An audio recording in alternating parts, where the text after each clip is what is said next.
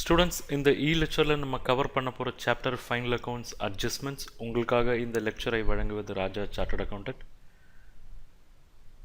என்னென்ன topics cover பண்ண போகிறோம்? ஃபர்ஸ்ட், ஃபைனல் அக்கௌண்ட்ஸ்னால் என்ன? Second, adjustment and adjustment entries என்னென்ன? வேரியஸ் அட்ஜஸ்ட்மெண்ட்ஸ்க்கு எப்படி அட்ஜஸ்ட்மெண்ட் என்ட்ரிஸ் பாஸ் பண்ணுறது? ஸோ இந்த 3 விஷயங்கள் தான் நம்ம இந்த டாப்பிக்கில் வந்து கவர் பண்ண போகிறோம். ஃபர்ஸ்ட், ஃபைனல் அக்கௌண்ட்ஸ் அப்படின்னா என்ன? சரி, அதை ஆன்சர் பண்ணுறதுக்கு முன்னாடி ஒரு ஃபண்டமெண்டல் கொஸ்டின் ஆன்சர் பண்ணுவோம். எதுக்காக கம்பெனிஸ் வந்து அக்கௌண்ட்ஸ் ப்ரிப்பேர் பண்ணுறாங்க? ஆர் எனி பிஸ்னஸ் யூனிட் எதுக்காக வந்து அக்கௌண்ட்ஸ் ப்ரிப்பேர் பண்ணுறாங்க? 2 நோக்கத்துக்காக. ஒன்று, அவங்களுடைய பெர்ஃபார்மன்ஸை தெரிஞ்சுக்கணும். எப்படி? அதாவது ப்ராஃபிட் பண்ணிகிட்ருக்காங்களா இல்லை லாஸில் சஃபர் ஆகிட்டுருக்காங்களா? ஸோ அவங்களுடைய பெர்ஃபார்மன்ஸ். 2வது, அவங்களுடைய ஃபினான்ஷியல் பொசிஷன், அவங்களுக்கு என்னென்ன அசட்ஸ் இருக்குது, என்னென்ன லைபிலிட்டிஸ் இருக்குது. ஸோ இந்த 2 விஷயத்தை தெரிஞ்சுக்கிறதுக்காக தான் கம்பெனிஸ் மெயினாக வந்து அக்கௌண்ட்ஸை ப்ரிப்பேர் பண்ணுறது. இது மட்டும் இல்லாமல் கவர்மெண்ட் ரெக்குயர்மெண்ட்ஸ் இருக்குது. இன்கம் டேக்ஸ் டிபார்ட்மெண்ட்லேருந்து அக்கௌண்ட்ஸ் கேட்பாங்க. பேங்கர்ஸ் லோன் தரணுன்னா அவங்க அக்கௌண்ட்ஸ் கேட்பாங்க. சேல்ஸ் டேக்ஸ் டிபார்ட்மெண்ட், வேட், அவங்க அக்கௌண்ட்ஸ் கேட்பாங்க. எக்ஸைஸ் டிபார்ட்மெண்ட் கேட்பாங்க.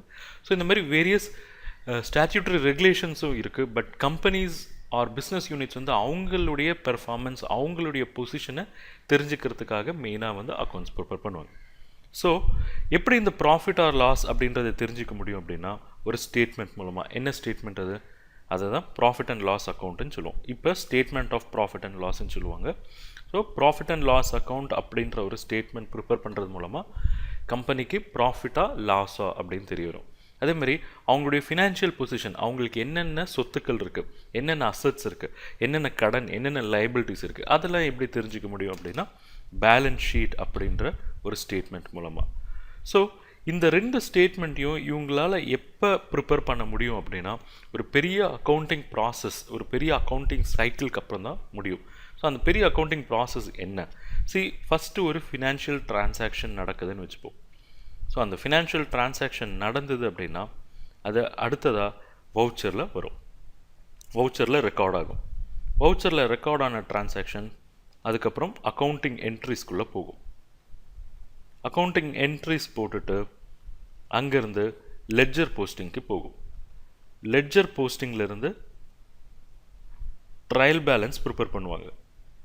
ஸோ இந்த ட்ரையல் பேலன்ஸ் ப்ரிப்பேர் பண்ணதுக்கப்புறமா தான் இந்த 2 விஷயங்களும், profit and loss and balance sheet, இது 2ம் அப்போ தான் வந்து ப்ரிப்பேர் பண்ண முடியும். ஸோ இந்த preparation of P&L and balance sheet, இது 2ம் கடைசியாக லாஸ்ட் ஸ்டெப்பாக நடக்கிறதுனால தான் வந்து P&L பேலன்ஸ் ஷீட் ப்ரிப்பரேஷனை ஃபைனல் அக்கௌண்ட்ஸ் ப்ரிப்பரேஷன் அப்படின்னு சொல்கிறோம். ஏன் அப்படின்னா அந்த என்டையர் அக்கௌண்டிங் ப்ராசஸில் இதுதான் வந்து இந்த 2 ஸ்டேட்மெண்ட் ப்ரிப்பரேஷன் தான் வந்து கடைசியாக நடக்கிறது. ஸோ அதனால் ஃபைனல் அக்கௌண்ட்ஸ் ப்ரிப்பரேஷன் இல்லை ஃபைனல் அக்கௌண்ட்ஸ் அப்படின்னு சொல்கிறோம். அடுத்தது அட்ஜஸ்ட்மெண்ட்ஸ் அண்ட் அட்ஜஸ்ட்மெண்ட் என்ட்ரிஸ் அப்படின்னா என்ன? இந்த அட்ஜஸ்ட்மெண்ட்டினுடைய கான்செப்ட் புரியணும்னா ஜஸ்ட் இந்த 2 எக்ஸாம்பிளை பாருங்கள். ஒரு P&L போடுறேன், ஒரு ப்ராஃபிட் அண்ட் லாஸ் அக்கௌண்ட் போடுறேன். That is scenario 1. சினாரியோ 1ல் இந்த கம்பெனிக்கு வந்து சேல்ஸ் 100 இருக்குது, எக்ஸ்பென்சஸ் 60 இருக்குது, ப்ராஃபிட் 40. ஸோ இங்கே பார்க்குறப்ப கம்பெனியினுடைய எக்ஸ்பென்சஸ் 60, ப்ராஃபிட் 40. ஸோ யார் இந்த P&L பார்த்தாலும் இந்த கம்பெனியினுடைய ப்ராஃபிட் வந்து 40ன்ற ஒரு டிசிஷனுக்கு வருவாங்க. ஆனால் இங்கே வந்து ஒரு விஷயம் வந்து மறைக்கப்பட்டிருக்கு. என்ன அப்படின்னா, இந்த கம்பெனினால் சேலரி ஒரு 20 வந்து பே பண்ண முடியல. ஸோ சேலரி அன்பெய்டு வந்து ஒரு 20 இருக்குது. இந்த சேலரி பே பண்ணாததுனால கம்பெனி வந்து அதை எக்ஸ்பென்ஸில் அக்கௌண்ட் பண்ணலை. ஸோ எக்ஸ்பென்ஸில் அக்கௌண்ட் பண்ணியிருந்தால் 16ன்ற எக்ஸ்பென்ஸ் 80 ஆகிருக்கும், 40ன்ற ப்ராஃபிட் 20 ஆகிருக்கும். அது பண்ணலை. ஸோ நம்ம அதையும் ஒர்க் அவுட் பண்ணி பார்ப்போம். Profit and loss account scenario 2. ஒருவேளை அதை அக்கௌண்ட் பண்ணியிருந்தால் எஃபெக்ட் என்ன? சேல்ஸ் 100 இருக்கும், expense 60 plus unpaid 20, so 80. Profit என்ன ஆயிடுது? 40 இருந்த ப்ராஃபிட் 20 ஆயிடுது. ஸோ 100. ஸோ இப்போ நோட்டீஸ் பண்ணிங்கன்னா சினாரியோ 1ல் ப்ராஃபிட் 40, சினாரியோ 2ல் ப்ராஃபிட் 20. ஒரே ஒரு கேள்வி, இதில் எந்த ப்ராஃபிட் வந்து உண்மையான ப்ராஃபிட் ஆர் ரொம்ப ரியலாக ஃபேராக இருக்கிற ப்ராஃபிட்? சினாரியோ 2. ஏன் அப்படின்னா சினாரியோ 2ல் எக்ஸ்பென்ஸ் இன்கர் ஆகிடுச்சு. இந்த 20ன்றது it's a matter of payment, pay பண்ணலை, but it is incurred. So ஒரு விஷயம் இன்கர் ஆகிடுச்சு அப்படின்னாலே கம்பெனிக்கு அதனுடைய ரெஸ்பான்சிபிலிட்டி வந்துடுது. கம்பெனி அதை கண்டிப்பாக வந்து பே பண்ணியே ஆகணும். கம்பெனி வந்து அதை அக்கௌண்ட்ஸில் ப்ரொவைட் பண்ணியே ஆகணும். ஸோ அந்த மாதிரி இன்கர் ஆகிட்டு விட்டு போன விஷயங்களை நம்ம இங்கே ப்ரொவைட் பண்ணியிருக்கோம், இங்கே அட்ஜஸ்ட் பண்ணியிருக்கோம். எப்படி பண்ணோம்? By way of adjustment. So இந்த மாதிரி க்ளோஸ்ட் அக்கௌண்ட்ஸில் ஃபைனலைஸ்டு அக்கௌண்ட்ஸில் சில அட்ஜஸ்ட்மெண்ட்ஸ் ப்ளஸ் ஆர் மைனஸ் சில விஷயங்கள் பண்ண வேண்டியிருக்கும். அதை தான் வந்து நம்ம இந்த அட்ஜஸ்ட்மெண்ட்ஸ் மூலமாக பண்ணுறோம். அண்ட் அதுக்கு நம்ம we will pass adjustment entries அப்படின்றத பாஸ் பண்ணுவோம். ஸோ அதனுடைய ரியல் எஃபெக்டை வந்து நம்ம கொடுத்துருவோம். ஸோ இதுதான் வந்து adjustment entries. So adjustment entries pass பண்ணுறது மூலமாக அந்த அக்கௌண்ட்ஸினுடைய ட்ரூ அண்ட் ஃபேர் வியூ வந்து நமக்கு கிடைக்கும். இங்கே இந்த ப்ராஃபிட் வந்து ட்ரூவாக இருக்கலாம், ஆனால் this is the fair profit. So நமக்கு வேண்டியது ட்ரூ அண்ட் ஃபேர். வெறும் ட்ரூ ப்ராஃபிட்ன்றது இப்போ உலகத்தில் யாருக்கும் தேவையில்லை. எல்லாருக்கும் ட்ரூ அண்ட் ஃபேர். இது நடந்திருந்தால் ப்ராஃபிட் என்னவாக இருந்திருக்கும், அதுதான் எல்லாரும் எதிர்பார்க்குறாங்களே தவிர நம்ம பே பண்ணாததுனால இருக்கிற ப்ராஃபிட் யாருக்கும் தேவையில்லை. பே பண்ணி இருந்தால் என்னவாக இருக்கும் ப்ராஃபிட், பே பண்ணியிருந்தால் வாட் இஸ் எஃபெக்ட். ஸோ அந்த கான்செப்ட், அதுதான் ட்ரூ அண்ட் ஃபேர் கான்செப்ட் அப்படின்னு சொல்லுவாங்க. ஸோ அந்த கான்செப்டில் தான் அக்கௌண்ட்ஸ் ப்ரிப்பேர் பண்ணணும். அண்ட் அதுக்கு சில அட்ஜஸ்ட்மெண்ட்ஸ் எல்லாம் பண்ண வேண்டியிருக்கும். அதை நம்ம அட்ஜஸ்ட்மெண்ட் என்ட்ரிஸ் மூலமாக செய்வோம். ஸோ என்னென்ன மாதிரியான அட்ஜஸ்ட்மெண்ட் என்ட்ரிஸ் ஜென்ரலாக பண்ணுவோம், ஆர் ஹையர் செகண்டரி லெவலில் உங்களுக்கு என்னென்ன மாதிரி அட்ஜஸ்ட்மெண்ட் என்ட்ரிஸ் நம்ம இந்த செஷனில் இல்லை இந்த சாப்டரில் கவர் பண்ண போகிறோம் அப்படின்னா, first closing stock, second outstanding expenses, third prepaid expense, fourth accrued income, fifth income received in advance, sixth interest on capital, seventh interest on drawing, interest on loan, interest on investment, depreciation, bad debts, provision for bad and doubtful debts, provision for discount on debtors, provision for discount on creditors. So கிட்டத்தட்ட 14 adjustment entries இருக்குது. இந்த 14 adjustment என்ட்ரிஸையும் டீட்டெயில்டாக நம்ம step by step ஒவ்வொரு adjustment என்ட்ரிஸாக வந்து cover பண்ணுவோம் இந்த செஷன்லையும் subsequent செஷன்லையும். And உங்களுடைய இந்த ஃபைனல் அக்கௌண்ட்ஸ் சாப்டர் வந்து முழுக்க இந்த அட்ஜஸ்ட்மெண்ட் என்ட்ரிஸை தான் ரிவால்வ் பண்ணி இருக்க போகுது. ஸோ ஒவ்வொரு அட்ஜஸ்ட்மெண்ட் என்ட்ரிஸையும் அதனுடைய கான்செப்ட், அதனுடைய ரூல்ஸ் ரெண்டையும், அதாவது கான்செப்டையும் நம்ம தெளிவாக புரிஞ்சுக்கணும், ரூலையும் புரிஞ்சுக்கணும். தென் அட்ஜஸ்ட்மெண்ட் என்ட்ரிஸ் வந்து ரொம்ப ஈஸியாக இருக்கும். ஸோ நம்ம ஃபஸ்ட் அட்ஜஸ்ட்மெண்ட் என்ட்ரி பார்ப்போம். Closing stock. க்ளோசிங் ஸ்டாக்னா என்ன? அதாவது ஒரு பிஸ்னஸ்னுடைய அந்த அக்கௌண்டிங் இயர் எண்டில் அவங்க கையில் என்ன ஸ்டாக் இருக்குது, அதுதான் க்ளோசிங் ஸ்டாக் அப்படின்னு சொல்லுவோம். ஸோ இந்த கொஸ்டினில் என்ன சொல்லியிருக்கான், the value of closing stock shown outside the trial balance on 31/3/2014 is ₹5 lakhs. அதாவது ட்ரையல் பேலன்ஸ்க்கு வெளியில் க்ளோசிங் ஸ்டாக்னுடைய இன்ஃபர்மேஷன் இருக்குது 5 lakhs அப்படின்ட்டு. சரி, ஃபர்ஸ்ட் கொஸ்டின், ஏன் க்ளோசிங் ஸ்டாக் வந்து ட்ரையல் பேலன்ஸ்க்கு வெளியில் இருக்குது? இது வந்து சிம்பிள் ரீசன்மா. அதாவது ஸ்டாக் வந்து எப்போவுமே வந்து வேல்யூ பண்ணி தான் அரைவ் பண்ணணும். ஏன் வந்து வேல்யூ பண்ணி அரைவ் பண்ணணும் அப்படின்னா, ஒரு சிம்பிள் 1 mark கொஸ்டின் ஆன்சர் பண்ணியிருப்பீங்க. ஸ்டாக்கை வந்து எப்படி வேல்யூ பண்ணணும்? Cost or market price or net realisable value whichever is lower. அதாவது ஸ்டாக்கை வந்து நம்ம ஒன்று காஸ்ட் ப்ரைஸில் வேல்யூ பண்ணணும், இல்லை மார்க்கெட் ப்ரைஸ். ஸோ இது ரெண்டுத்தையும் பார்த்துட்டு எந்த வேல்யூ லோயஸ்ட்டாக இருக்கோ அதை தான் அக்கௌண்ட்ஸ்குள்ளே கொண்டு போகணும். அதுக்கு வந்து வேறு ரேஷ்னல் இருக்குது, அது அட்வான்ஸ் லெவல். பட் நீங்கள் ஃபண்டமெண்டலாக புரிஞ்சிக்க வேண்டியது, ஸ்டாக்கு வந்து எப்போவுமே வந்து காஸ்ட் வேல்யூவும் பார்க்கணும், மார்க்கெட் வேல்யூவும் பார்க்கணும். அதில் எது லோயஸ்ட்டாக இருக்கோ அதுதான் வந்து சால்விங்க்கு கொண்டு போகணும். பட் +2 லெவலில் இந்த டெஸ்டிங் உங்களுக்கு வைக்கிறதில்ல, உங்களுக்கு டைரெக்டாக வந்து ஸ்டாக்கினுடைய வேல்யூ வந்து கொஸ்டினில் கொடுத்துட போகிறாங்க. பட் இது வந்து outside the trial balance தான் இருக்கும். ஏன் அவுட் சைட் ட்ரையல் பேலன்ஸ்னால் விச் எவர் இஸ் லோயர்ன்றதை செலக்ட் பண்ணி தான் நம்ம சால்வ் பண்ணணும். ஸோ அதனால் இது outside the trial balance, right. So இப்போ இந்த கொஸ்டினில் ஒரு 5 lakh ஸ்டாக் வந்து காமிச்சிருக்காங்க. ஸோ இது வந்து அட்ஜஸ்ட்மெண்ட் என்ட்ரி. ஸோ இதை வந்து நம்ம அக்கௌண்ட்ஸில் இதுக்கான எஃபெக்டை கொடுக்கணும். ஸோ எப்படி வந்து இதனுடைய எஃபெக்டை கொடுக்க போகிறோம் பார்ப்போம். ஃபஸ்ட்டு ட்ரேடிங் அக்கௌண்ட் ப்ரிப்பேர் பண்ணிப்போம். ட்ரேடிங் அக்கௌண்ட்டில் கிரெடிட் சைடில் க்ளோசிங் ஸ்டாக் வரும் first. So closing stock 5 lakhs. Accounting rule என்ன அப்படின்னா ஒவ்வொரு டெபிட்க்கும் ஒரு கிரெடிட் இருக்கும். எப்போவுமே வந்து இது it's a double entry concept. So ஒரு சைடு தான் நம்ம இப்போ எஃபெக்ட் கொடுத்துருக்கோம், தட் இஸ் ட்ரேடிங் அக்கௌண்ட்டில் கிரெடிட் சைட் கொடுத்துருக்கோம். So what is the other effect? இன்னொரு எஃபெக்ட் என்ன அப்படின்னா பேலன்ஸ் ஷீட். பேலன்ஸ் ஷீட்டில் அசட் சைடில் இந்த க்ளோசிங் ஸ்டாக் வரும். So closing stock balance sheet asset side 5 lakhs. So trading account credit சைடில் ஃபர்ஸ்ட் எஃபெக்ட், செகண்ட் எஃபெக்ட் வந்து பேலன்ஸ் ஷீட்டில் asset side. So this is simple. Closing stock அப்படின்னா trading account credit side, balance sheet asset side. Fine. So இதுக்கு வந்து நம்ம என்ன accounting entry pass பண்ணோம் அப்படின்னா க்ளோசிங் ஸ்டாக் வந்து என்ன பண்ணியிருக்கோம், இப்போ அசட்டாக கிரியேட் பண்ணியிருக்கோம். ஸோ என்ன அசட் கிரியேட் பண்ணுறோமோ எப்போவுமே அசட் வந்து டெபிட் பேலன்ஸ் இருக்கும். ஸ்டூடெண்ட்ஸ் ஞாபகம் வச்சுக்கோங்க, அசட் அப்படின்னா எப்போவுமே டெபிட் பேலன்ஸ், லைபிலிட்டினா எப்போவுமே கிரெடிட் பேலன்ஸ். அதனுடைய நேச்சரை லூஸ் பண்ணுறப்ப தான் வந்து இழக்கிறப்ப தான் வந்து அதுக்கு ஆப்போசிட் டைரக்ஷன் வரும். ஸோ அசட்னா எப்போவுமே debit balance. So closing stock அப்படின்ட்டு ஒரு அசட் கிரியேட் பண்ணியிருக்கோம். ஸோ க்ளோசிங் ஸ்டாக் அக்கௌண்ட்டை டெபிட் பண்ணணும். Closing stock account debit. So closing stock அக்கௌண்ட்டை டெபிட் பண்ணுறோம். எவ்வளோ? 5 lakh. அண்ட் எந்த அக்கௌண்ட்டை நம்ம கிரெடிட் பண்ணுறோம்? க்ளோசிங் ஸ்டாக்கை டெபிட் பண்ணிவிட்டு எந்த அக்கௌண்ட்டை கிரெடிட் பண்ணுறோம்? ட்ரேடிங் அக்கௌண்ட்டை கிரெடிட் பண்ணுறோம். So to trading account 5 lakhs. So இதுதான் வந்து நம்ம இதுக்காக பாஸ் பண்ணக்கூடிய ஒரு அட்ஜஸ்ட்மெண்ட் என்ட்ரி. ஃபைன் ஸ்டூடெண்ட்ஸ், நான் இப்போ உங்களுக்கு சொன்னது வந்து ரூல். க்ளோசிங் ஸ்டாக் அட்ஜஸ்ட்மெண்ட் அப்படின்னா ட்ரேடிங்கில் கிரெடிட்டில் இருக்கணும், பேலன்ஸ் ஷீட்டில் அசட் இருக்கணும். க்ளோசிங் ஸ்டாக்கை டெபிட் பண்ணுறீங்க, ட்ரேடிங்கை கிரெடிட் பண்ணுறீங்க, ஃபைன். பட் ஒரு சிம்பிள் கொஸ்டின் ஆர் ரொம்ப ஒரு லாஜிக்கல் கொஸ்டின், ஏன் ட்ரேடிங் அக்கௌண்ட்டை கிரெடிட் பண்ணுறீங்க? நம்பர் 1, ஏன் டெபிட் பண்ணக்கூடாது? ஏன் கிரெடிட் பண்ணுறீங்க? நம்பர் 2, ஏன் வந்து இதை அசட்டில் காட்டுறீங்க? ஏன் லைபிலிட்டியாக காட்டக்கூடாது?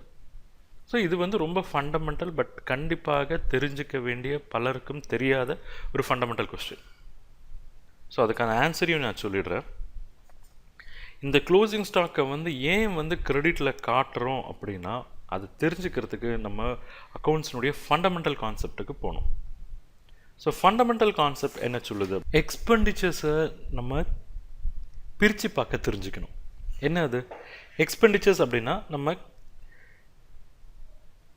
கைவிட்டு செலவு பண்ணி விஷயங்கள் செய்கிறது. ஸோ இந்த எக்ஸ்பெண்டிச்சர்ஸை நம்ம ரெண்டாக பிரிக்கலாம்.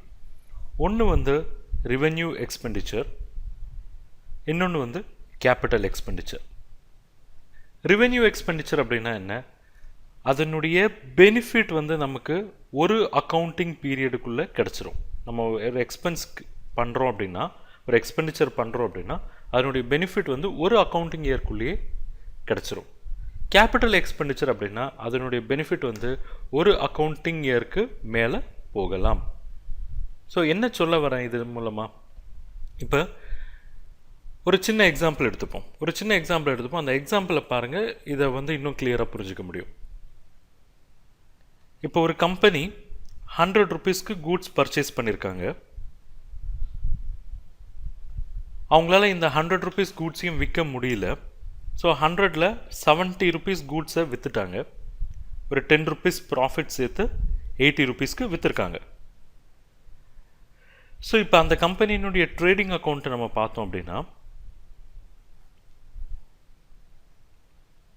பர்ச்சேசஸ் அப்படின்ட்டு என்ன இருக்கும்? பர்ச்சேசஸ் அப்படின்ட்டு 100 இருக்கும், சேல்ஸ் அப்படின்ட்டு 80 இருக்கும். ஸோ இப்போ இந்த ட்ரேடிங் அக்கௌண்ட்டை பார்க்குறப்ப பர்ச்சேசஸ் 100, சேல்ஸ் 80 அப்படின்னா இந்த கம்பெனி லாஸ் 20 இருக்கா என்ன?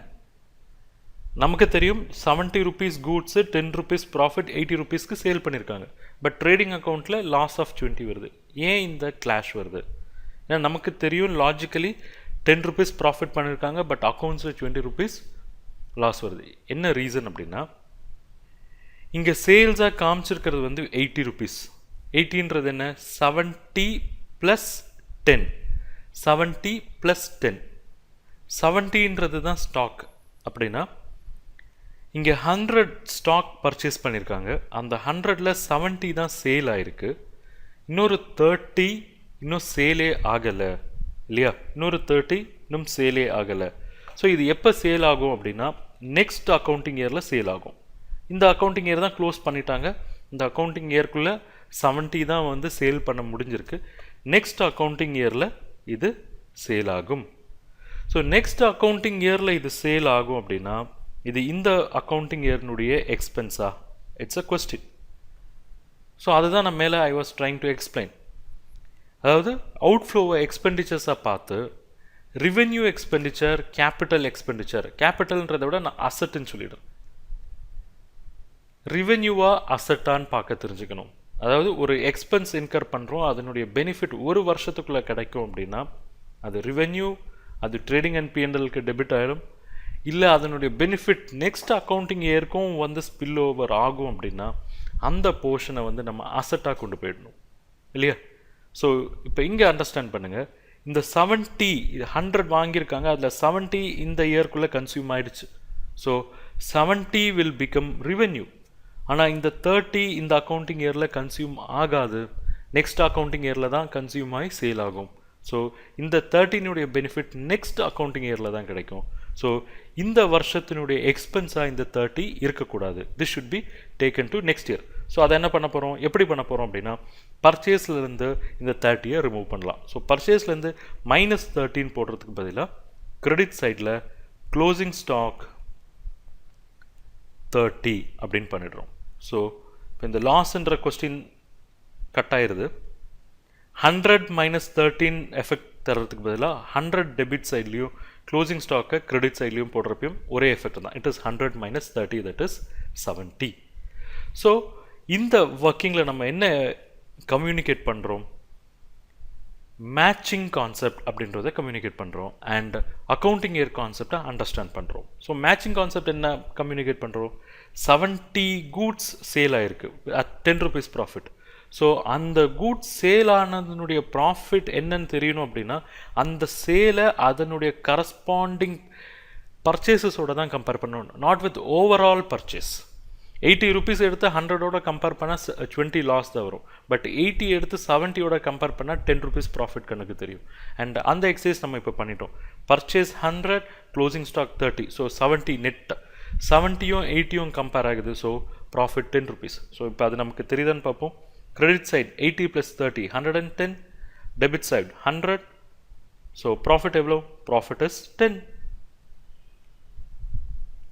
ஸோ இந்த வகையில் நம்ம கரெக்டான ரியலிஸ்டிக்கான ப்ராஃபிட்டை வந்து அரைவ் பண்ணியிருக்கோம். லாஸ் ஆஃப் 20ன்றது wrong notion or wrong picture, but real profit of the கம்பெனின்னு பார்த்தோன்னா 10. இது எப்படி நமக்கு சாத்தியமாச்சு அப்படின்னா இந்த க்ளோசிங் ஸ்டாக்ன்ற ஒரு எலமெண்ட்டை வந்து நம்ம ரிமூவ் பண்ணியிருக்கோம். ஐ மீன் ட்ரேடிங்கில் கிரெடிட் பண்ணுறது மூலமாக, ட்ரேடிங் அக்கௌண்ட்டில் கிரெடிட் சைட்டில் இதை ரெக்கார்ட் பண்ணுறதுனால நம்ம புதுசாக ஒரு இன்கம் க்ரியேட் பண்ணல, ஆக்சுவலாக எக்ஸ்பென்ஸை வந்து குறைச்சி அதை சேல்ஸோட கம்பேரபிள் ஆக்குறோம். எப்போவுமே வந்து சேல்ஸும் இன்கம், ஐ மீன் இந்த இன்கமும் எக்ஸ்பென்ஸும் கம்பேரபிளாக இருந்தால் தான் வந்து real profit R meaningful profit வந்து டிரைவ் பண்ண முடியும். ஸோ அதை ஃபெசிலிட்டேட் பண்ணுறதுக்காக க்ளோசிங் ஸ்டாக்கை நம்ம கிரெடிட் சைடில் எழுதுனது மூலமாக நமக்கு நெட் பர்ச்சேஸ் என்னன்னு தெரியுது. 100 - 30, ஸோ 70. அதை சேல்ஸ் ஆஃப் 80ஓட கம்பேர் பண்ணுறோம். ஸோ ப்ராஃபிட் ஆஃப் 10 கிடைக்குது. ஸோ இந்த ரீசனுக்காக தான் வந்து க்ளோசிங் ஸ்டாக்கை வந்து கிரெடிட் சைடில் காட்டுறோம். So this is number 1. Second, already நம்ம சொல்லிட்டோம், ஒரு எக்ஸ்பெண்டிச்சர்னுடைய பெனிஃபிட் நெக்ஸ்ட் அக்கௌண்டிங் இயருக்கு ஸ்பில் ஓவர் ஆகுது அப்படின்னா அந்த போர்ஷனை வந்து நம்ம எப்போவுமே என்ன சொல்லுவோம், அசெட்டட் அப்படின்னு சொல்லுவோம். ஸோ இப்போ இந்த க்ளோசிங் ஸ்டாக் வந்து நெக்ஸ்ட் அக்கௌண்டிங் இயரில் தான் வந்து சேல் ஆக போகுது. So this is an item for next accounting year. Future benefit தான் க்ரியேட் பண்ண போகுது இந்த வருஷத்துக்கு இல்லை, ஃப்யூச்சர் இயர்ஸ்க்கு. ஸோ ஃப்யூச்சர் பெனிஃபிட் க்ரியேட் பண்ண போகிறதுனால இதை நம்ம என்ன சொல்ல போகிறோம், அசெட் அப்படின்னு சொல்லிட்டு we take it to asset side of the balance sheet. Balance sheetல asset sideல closing stock ன்னு காட்டுவோம். So this is the reason, fundamental logic இதுதான். Trading credit and balance sheet asset, அதுக்கான fundamental logic is this. So உங்களுக்கு இந்த fundamental concept புரிஞ்சிருக்குன்னு நினைக்கிறேன்.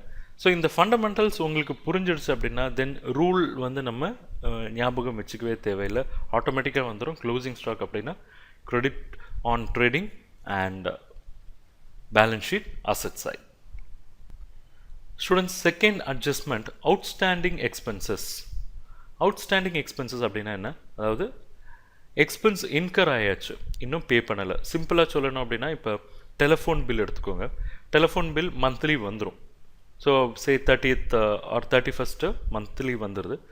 So 31st அன்னைக்கு அந்த expense incur ஆகிடுச்சு. பட் நம்ம என்னைக்கு வந்து அந்த எக்ஸ்பென்ஸை வந்து நம்ம பே பண்ண போகிறோம், probably next month 5th or 10th or 15th. So 5th 10th 15th எல்லாமே நம்ம என்ன சொல்லுவோம், அதான் அவுட்ஸ்டாண்டிங் டெலிஃபோன் எக்ஸ்பென்சஸ். ஏன் அப்படின்னா அது டியூ ஆனது 31st, நம்ம பே பண்ண போகிறது 1st 2nd 5th 10th 15th. So அதுதான் வந்து அவுட்ஸ்டாண்டிங் எக்ஸ்பென்சஸ்ன்னு சொல்லுவோம். ஓகே, இந்த எக்ஸாம்பிள் பாருங்கள். Trial balance shows salary paid 50,000, adjustment salary for March 2014 5,000 not yet paid. So trial பேலன்ஸில் இவங்க எக்ஸ்பென்ஸாக அக்கௌண்ட் பண்ணியிருக்கிறது வந்து 50,000 தான்.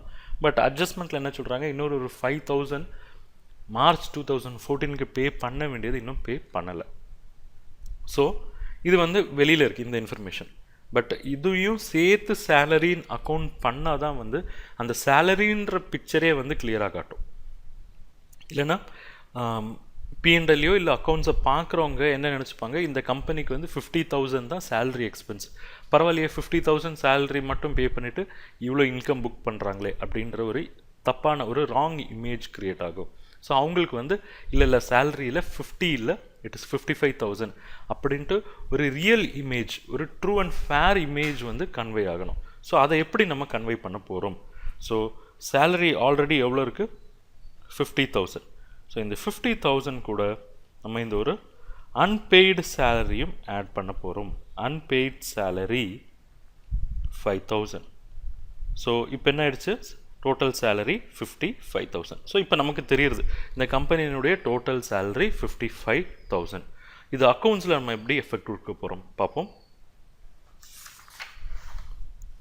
ஃபஸ்ட்டு P&L எடுத்துப்போம்.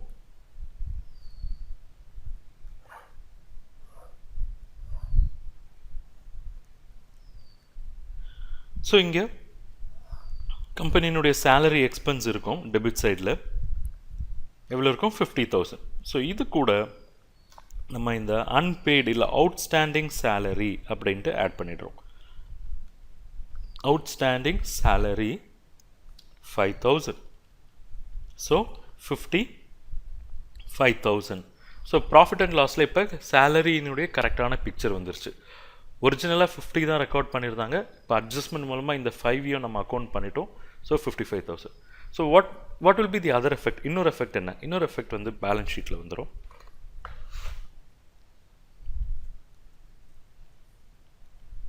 பேலன்ஸ் ஷீட்டில் இதனுடைய எஃபெக்ட் எங்கே வரும்?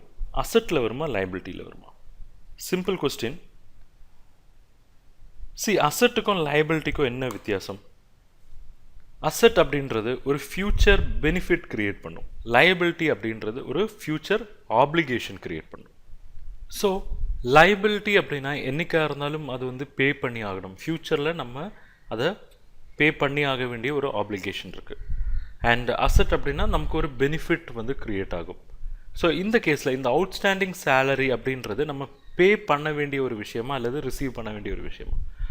இந்த சேலரின்றது என்றைக்காக இருந்தாலும் பே பண்ணி ஆகணும். கம்பெனியால் 5,000 மார்ச்சில் கட்ட முடியல, பட் ஏப்ரல் மேக்குள்ளே வந்து ஆர் எனி டைம் ஒரு ஷார்ட் பீரியடில் வந்து அவங்க இந்த சேலரியை பே பண்ணி ஆகணும். ஸோ கம்பெனியை பொறுத்த வரைக்கும் இந்த அவுட்ஸ்டாண்டிங் சேலரி அப்படின்றது பேயபிள் அப்படின்னா it's a liability. So liability சைடில் புதுசாக ஒரு லைபிலிட்டி கிரியேட் ஆகும்.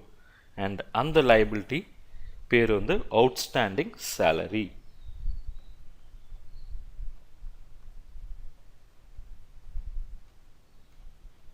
அவுட்ஸ்டாண்டிங் சேலரி எவ்வளோ? அவுட்ஸ்டாண்டிங் சேலரி கொஸ்டின் 50,000 5,000 இல்லை 55,000?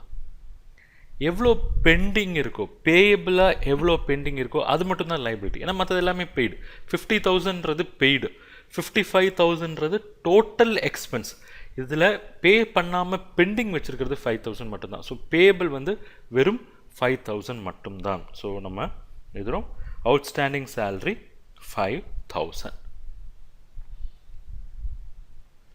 ரைட். ஸோ இப்போ நமக்கு ரூல் தெரிஞ்சிருச்சு. P&L பர்டிகுலர் எக்ஸ்பென்ஸில் டெபிட் சைடில் ஆட் பண்ண போகிறோம் அவுட்ஸ்டாண்டிங் எக்ஸ்பென்ஸ், அண்ட் பேலன்ஸ் ஷீட்டில் லைபிலிட்டியில் காட்ட போகிறோம். ஸோ இதுக்கான அட்ஜஸ்ட்மெண்ட் என்ட்ரிஸை வந்து எப்படி பாஸ் பண்ணுறது, அந்த அட்ஜஸ்ட்மெண்ட் என்ட்ரிஸ்னுடைய லாஜிக் எப்படி புரிஞ்சுக்கிறது. So it's very simple.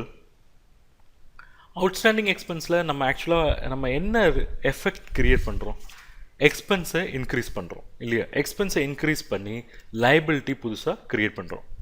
Note down, இங்கே எக்ஸ்பென்ஸ் 15ன்ற எக்ஸ்பென்ஸை 55ஆக இன்க்ரீஸ் பண்ணுறோம் அண்ட் புதுசாக ஒரு லைபிலிட்டி க்ரியேட் பண்ணுறோம். ஸோ எக்ஸ்பென்ஸ் வந்து ஜென்ரலாக என்ன பேலன்ஸ் இருக்கும், டெபிட் பேலன்ஸ் இருக்குமா கிரெடிட் பேலன்ஸ் இருக்குமா எக்ஸ்பென்சஸ்க்கு. எக்ஸ்பென்சஸ் எப்போவுமே வந்து will have a debit balance இல்லையா. நாமினல் அக்கௌண்ட் ரூல் என்ன சொல்லும், debit all expenses and losses. So expenses எப்போவுமே வந்து டெபிட் பேலன்ஸில் இருக்கும். ஸோ அந்த எக்ஸ்பென்ஸை மறுபடியும் இன்னும் கொஞ்சம் நம்ம கூட்டுறோம் அப்படின்னா ஃபர்தராக டெபிட் பண்ணணும். ஸோ இது ஃபர்தர் அடிஷன் தான். எக்ஸ்பென்சஸ் எப்போவுமே டெபிட் பேலன்ஸ், அதனுடைய வேல்யூ இன்னும் இன்க்ரீஸ் பண்ணுறோன்னா மறுபடியும் ஃபர்தராக டெபிட் பண்ணணும். ஸோ ஆல்ரெடி சேலரி அக்கௌண்ட் அப்படின்ட்டு ஒரு எக்ஸ்பென்ஸ் இருக்குது. ஸோ அந்த அக்கௌண்ட்டை ஃபர்தராக டெபிட் பண்ண போகிறோம். ஸோ சேலரி அக்கௌண்ட் டெபிட் எந்த அளவுக்கு கேப் இருக்கோ, எந்த அளவுக்கு அன்பெய்டாக இருக்கோ, எவ்வளோ அன்பெய்டாக இருக்குது, it is 5000 right. So salary account debit பண்ணுறதுனால சேலரி அக்கௌண்ட்டில் ஒரு அடிஷ்னல் 5000 எழுதியாச்சு. பட் இது பேமெண்ட் ஆகிடுச்சா, பேமெண்ட் ஆகலை. அதுக்கு பதிலாக என்ன ஆயிருக்கு, லைபிலிட்டி கிரியேட் ஆகிருக்கு. ஞாபகம் வச்சுக்கோங்க, எப்போவுமே asset will have a debit balance, liability credit balance. So இப்போ நம்ம புதுசாக ஒரு லைபிலிட்டி கிரியேட் பண்ணியிருக்கோம். So it should have a credit balance. So to என்ன liability, outstanding salary, to outstanding salary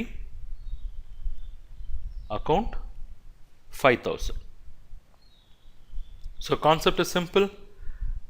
ஒரு எக்ஸ்பென்ஸை டெபிட் பண்ணியிருக்கோம், ஒரு லைபிலிட்டி கிரியேட் பண்ணியிருக்கோம். So salary account debit 5000, outstanding salary account credit 5000. இதுக்கு நரேஷன் எழுதிருங்க.